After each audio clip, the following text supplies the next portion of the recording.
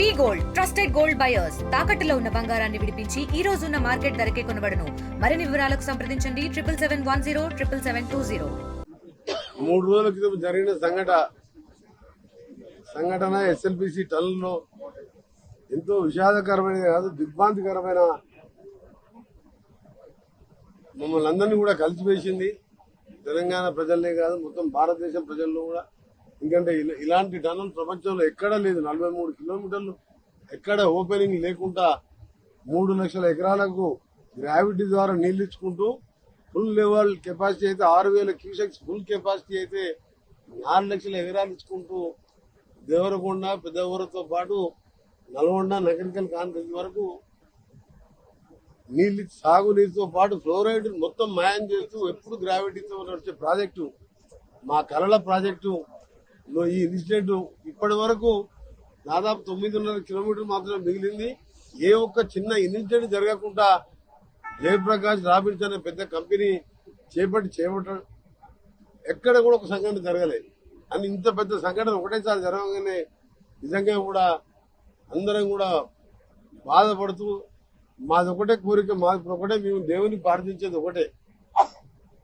First మా కోసం మా ప్రాజెక్టుని కష్టపడటానికి 1000 కిలోమీటర్ల కుటుంబాలను వదిలిపెట్టి అస్సాం, జార్ఖండ్, మధ్యప్రదేశ్, ఉత్తరప్రదేశ్కి వెళ్ళి వచ్చి చిక్కిపోయిన 8 మంది వాళ్ళని ఏ విధంగా ప్రాణాలతో బయటికి తీసుకురావాలనే ఈరోజు మా గౌరవ ముఖ్యమంత్రి రేవంత్ రెడ్డి గారు కానివ్వండి, ఇరిగేషన్ మినిస్టర్ ఉత్తమ్ కుమార్ రెడ్డి గారు, జూపల్లి కృష్ణారావు గారు, అలాగే పెద్దలు జానారెడ్డి గారు కూడా రోజు పర్యవేక్షిస్తూ ఈరోజు స్వయంగా ఇక్కడ తెలుసుకొని కొన్ని సలహాలు ఇవ్వడానికి వారు రావడం, ఇక్కడ స్థానిక ఎమ్మెల్యే మా వంశీకృష్ణ గాని, బాలు నాయక్ గాని, జయవీర్ గాని, నేను ఈరోజు స్వయంగా రావడం, మధ్యన 2 డేస్ నేను లేకపోవడంతో రోజు ఫోన్లో గంట మాట్లాడుతూ. ఎందుకంటే ఈ ప్రాజెక్ట్ ఇప్పుడు కాదు, వారు చెప్పినట్టు 1981లో అంజయ్య గారు ఉన్నప్పుడు శంకుస్థాపన చేయాలని ఆలోచన. కానీ అప్పుడున్న పరిస్థితుల్లో పర్మిషన్ రాక ఆగిపోతే విజయభాస్కర్ రెడ్డి గారు సీఎంగా ఉన్నప్పుడు, పివి నరసింహరావు ప్రధానమంత్రిగా ఉన్నప్పుడు ఒక టీవీఎం టనల్ బోరింగ్ మిషన్ ద్వారా సౌండ్ ప్రూఫ్ మిషన్స్ ఎక్కువ పైన ఉండే వన్యప్రాణులకు ఇబ్బంది కలగకుండా ఈ మిషనరీతో చేయాలని గైడ్ లైన్స్ ఇచ్చి పర్మిషన్ ఇచ్చిన సందర్భంలో 2004లో వీరు హోమ్ మినిస్టర్ గా, నేను ఎమ్మెల్యేగా ఉన్నప్పుడు రాజశేఖర రెడ్డి గారు ఇంత పెద్ద టనల్ అవుతుందా అని చెప్పి ఆయన ఆలోచన, ఆయన డౌట్ వ్యక్తం చేసినప్పుడు మేము చెప్పినాం, రాష్ట్రం మొత్తం జలయోగ్యం చేపడుతున్నాం, పులిచింతలు కడుతున్నాం, మా జిల్లాకు 81కి వెళ్ళి ఆలోచన ఇది అని పట్టుబట్టి సాధించుకొని టెండర్లు పిలుచుకొని పని మొదలు పెట్టుకొని దాదాపు 60% పనులైన తర్వాత ప్రభుత్వాలు మారడం, ఆ ప్రభుత్వం ఈ ప్రాజెక్టు మీద ఇంట్రెస్ట్ లేకపోవడం, వివిధ కారణాలతో అయిపోయింది. ఇప్పుడు ఈ రాజకీయాల జోలికి పోదలుచుకోలే. మాదల్లా ఒకటే, ఇక్కడ మేము ఉన్నది బాధపడేది ప్రాజెక్టు ఎందుకో ముందో మళ్ళా చేసుకుంటాం, ప్రపంచంలో ఉన్న టనల్ కట్టిన నిపుణులన్నీ పిలిపించుకొని చేసుకుంటాం. కానీ ఆ 8 మందిని ప్రాణాలతో తిరిగి రావాలనే ఆ శ్రీశైలం మండలాన్ని కూడా ప్రార్థిస్తున్నాం. ఎందుకంటే ఈరోజు శ్రీశైలం దగ్గర ఎల్లుండి శివరాత్రి ఉన్నది, వాళ్ళ కుటుంబాల బాధన కాదు, అన్ని మేము ఆలోచించుకుంటే భయం అవుతుంది మాకు. అని ఎక్కడో కూడా మాకు ఆశ ఉన్నది.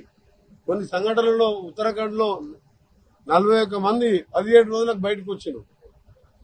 అందుకని ఇలా ఎన్డీఆర్ఎఫ్, ఆర్మీ, ఎస్డీఆర్ఎఫ్, సింగరేణి, ఇంకా ఆర్మీ వాళ్ళు కొత్త మిషనరీ కూడా ఢిల్లీకి వెళ్ళి తెప్పిస్తున్నా అని చెప్పి వాళ్ళు మన తెలంగాణ ఇన్ఛార్జ్ ఆర్మీ ఆఫీసర్ కూడా చెప్పడం జరిగింది.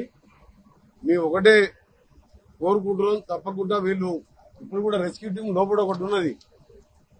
మొన్న ఉత్తమ్ కుమార్ రెడ్డి తెలంగాణ వారు వెంటనే వచ్చిండ్రు, మళ్ళా నిన్న వచ్చిండ్రు, జూపల్లి కృష్ణారావు గారు వచ్చి స్పాట్ వరకు మునిగిపోయిన వరకు పోయిండ్రు.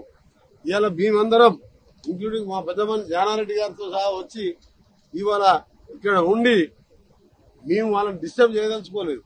వాళ్ళ పని వాళ్ళు చేసుకుంటారు. అందుకనే వాళ్ళు దేశ విదేశాలలో ఇలాంటి సంఘటనలు జరిగినప్పుడు దీన్ని పరిష్కారం చూపిన వాళ్ళందరినీ కూడా ఇక్కడ పిలిపించినాం. ఆ పనిలో మేమున్నాం. అందుకని మేము రాజకీయాలను విమర్శించిన వాళ్ళ విజ్ఞతకే వదిలిపెడుతున్నాం. ముఖ్యమంత్రి గారు ఎందుకు రాలేదు, వారెందుకు రాలేదంటే 3 మినిస్టర్లము, కేబినెట్, ఎమ్మెల్యేలము, ఇంతమంది టెక్నాలజీ ముఖ్యమంత్రి గారు వచ్చాయి. ఇక్కడ సెక్యూరిటీ పరంగా కానీ ఈ వర్క్స్ ఇబ్బంది కలగొద్దని వాడు రాలే. దాని మాత్రాన ఇవాళ కేటీఆర్ ఎటు కూడా ట్విట్టర్ దొరికిందని చెప్పి ఇది మంచి పద్ధతి కాదు. కేటీఆర్ నువ్వు కొంచెం సంస్కారం నేర్చుకో. నువ్వు ఈ రాజన్న సిరిసిల్లాలో పోయిన 3 ఏళ్ల కింద కాళేశ్వరం కడుతున్నప్పుడు 7 మట్టి జల సమాధి అయ్యిండ్రు. నువ్వు పోయి చూసినావు. అప్పుడు నీకేం పని ఉండే? 3 సంఘటనలు జరిగి 12 మంది చనిపోయారు కాళేశ్వరం ప్రాజెక్టు కడతప్పుడు. ఒక సుక్క ప్రాజెక్టు నీళ్లు రాలే.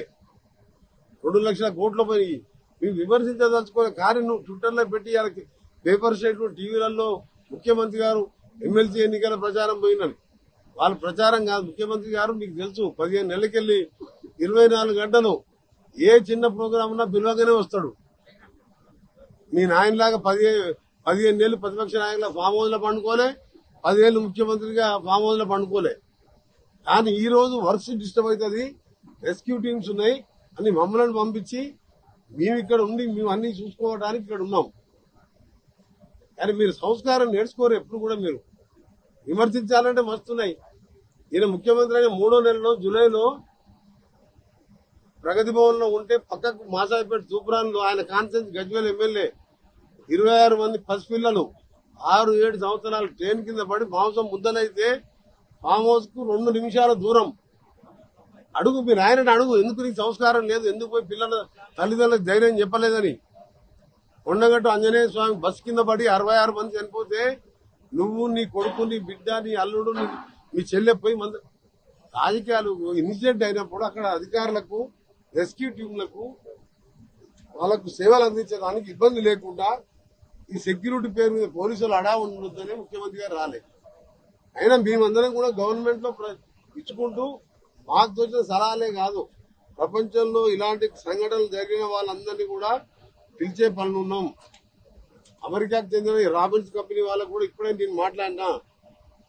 మీరు 3250 కిలోమీటర్ల టనల్ ప్రపంచంలో చేసిన సంస్థ రాబిన్స్. ఇంత పెద్ద సంస్థ ఎక్కడ లేదు. ఫారెస్ట్లలో చేస్తారు వాళ్ళు. మీ ఎక్స్పర్ట్లను కూడా పంపించండి. కనీసం మాకు వాళ్ళు బతుకుతారని నమ్మకం ఎక్కడో ఉన్నది. అది ఇప్పుడే చెప్పిన ఉత్తరాఖండ్ లో 17 రోజుల బతికి 41 మంది. అందుకని దయచేసి మీ పత్రికా విలేకరులు కూడా పాజిటివ్ గా మీరు ఉండండి, పాజిటివ్ గా చెప్పండి. ఎందుకంటే ఇది ఎక్కడో 1000 కిలోమీటర్లకు వెళ్లి మా ప్రాజెక్టు పూర్తి చేసి మా రైతులకు నీళ్లు ఇవ్వడానికి 15 ఏళ్లుగా కష్టపడుతున్న కార్మికులు, ఇంజనీర్లు ఉన్నారు లోపల 8 మంది. ఎట్లా నోరు వచ్చిందో అర్థం కాదు. కేటీఆర్ గారు ఎందుకు ఈ రాజకీయాలు మాట్లాడతారు మీరు? ఒక్కసారి మరి ప్రతిపక్ష నాయకుడు మీ నాయన నువ్వు కొడితే గట్టి కొడతా అన్నావు కదా, మరి వచ్చి ఇలాంటి ఇన్సిడెంట్ ప్రతిపక్ష నాయకుడు బాధ్యత లేదా? ఇలా పెద్ద మనిషి ఏ పదవి హోదాలో ఉన్నాడు? 2 రాష్ట్రాల్లో సీనియర్ అయినా ఈ వయసులో కూడా వచ్చి సలహాలు ఇస్తూ వాళ్ళందరికీ కూడా మీరు తొందరపడకండి, ఏ విధంగానన్నా బతికించండి అని చెప్పి ఆయనకున్న అనుభవంతో ఇవాళ చెప్తుంటే ప్రతిపక్ష నాయకుడు ఎక్కడున్నాడు? ఏం పని ఉన్నది ఆయన ఫామ్ హౌస్ లో? అందుకనే మేము ఎవరు తిట్టొద్దు అనుకున్నా నేను. కానీ ఇప్పుడే ట్విట్టర్లో, టీవీలలో చూసిన ఫామ్ హౌస్ 3 కిలోమీటర్ల 6 ఏళ్ల చిన్నపిల్లలు మాంసం ముద్దలైతే చూడలేవు. మీకు ఏం మాట్లాడతారా మీరు రాజకీయాలు? ఎందుకు? మేమందరం కూడా ఇక్కడనే ఉంటాం. నేను ఇక్కడనే ఉంటా, బాలనాయక్ ఉంటాడు, మా జయవీర్ ఉంటాడు, ఎమ్మెల్యే గారు ఉంటారు, జ్ఞానారెడ్డి గారు కూడా సలహాలతో పాటు ఉత్తమ్ కుమార్ రెడ్డి గారు మళ్ళా వస్తారని చెప్పిండు. మిలిటరీ ఢిల్లీలో ఉన్న ఆర్మీ చీఫ్ తో కూడా మాట్లాడాడు. ఇంకా కొంచెం స్పెషల్ ఎక్విప్మెంట్ తెప్పిస్తున్నాం. ఎందుకంటే ఏమన్నా మనకు దొరికితే వాళ్ళని ట్రాలీల లాంటివి దొరికితే తీసుకురావడానికి. నిన్న పోయిన పరిస్థితికి ఇవాళకి కన్వేయర్ బెల్ట్ లెవెల్ వరకు ఆ మడ్డు నిండిపోయిందంట.